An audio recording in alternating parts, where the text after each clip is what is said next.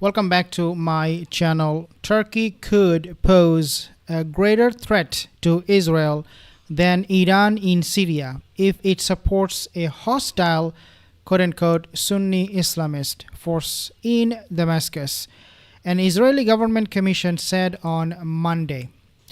Ankara has emerged as a major beneficiary of the collapse of Bashar al-Assad's government in Syria last month, after a rebel offensive led by Hayat Tahrir Sham or HTS and other Turkish-backed Syrian groups.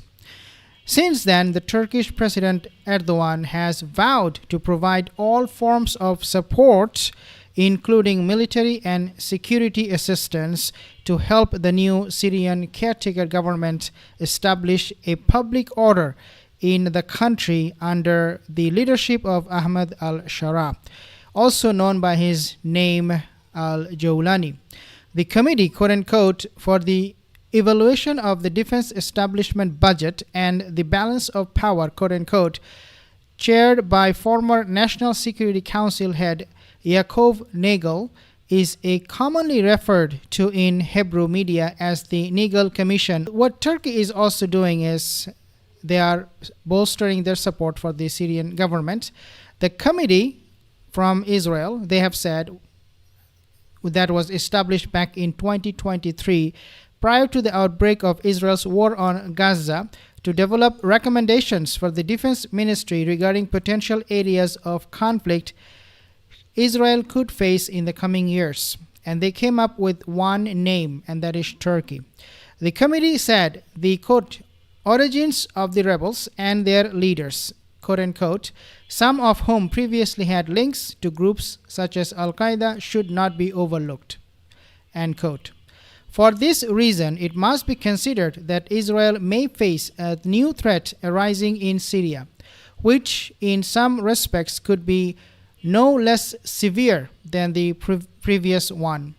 This threat could take the form of an extreme Sunni force that would also refuse to recognize the very existence of the state of. Furthermore, since the Sunni rebels will wield political power by virtue of their central control in Syria, a greater threat may emerge from them than the Iranian threat, which has been limited due to Israel's ongoing actions as well as the restrictions placed on Iran by the sovereign Syrian state.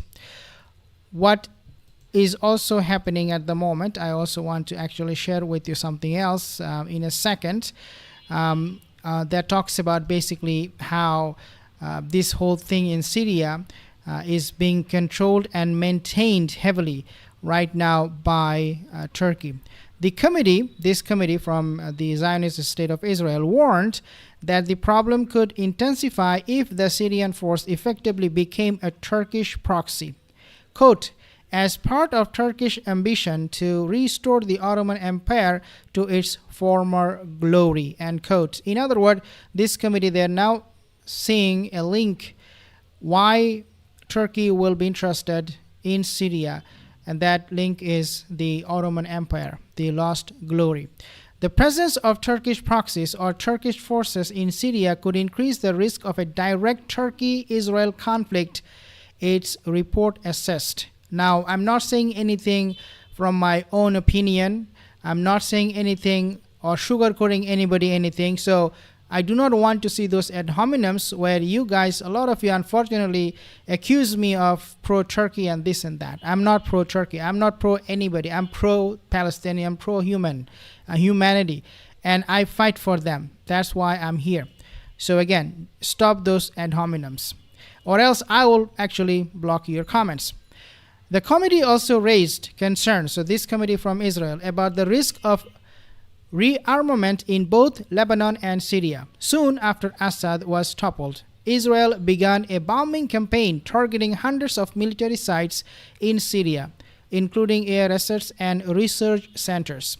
Quote, it is necessary to adopt a policy of eliminating threats entirely and maximizing response combined with prevention. So combined with prevention, they're talking about how drastic this should be in terms of tackling this kind of threat. Then if they have to go to that extra mile, they would not hesitate to do so, and that's exactly what this article is talking about.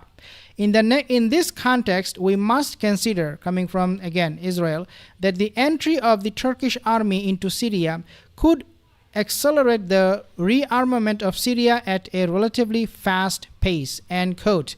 The committee further cautioned that the distinct geopolitical instability in the region could heighten tensions between Israel and Turkey as well as Egypt. And we have also already seen actually how Egypt is Sisi, his government is shaking, fearing an uprising in his own country after Syria.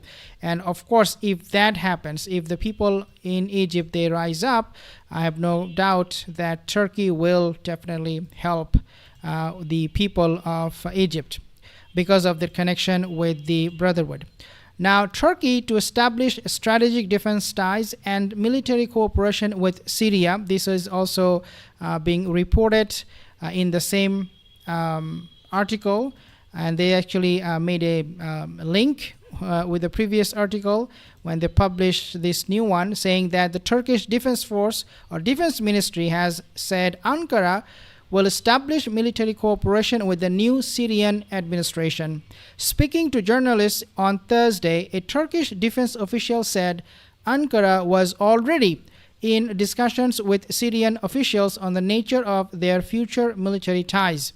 Quote, in line with the directives of our president, we are engaging with our counterparts to establish strategic relations and foster cooperation across various fields, end quote, the defense source said, coming from again Turkey.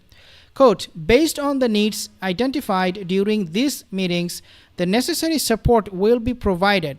Quote unquote, means all kind of support, whether military, you just name it, they will have all the support they need.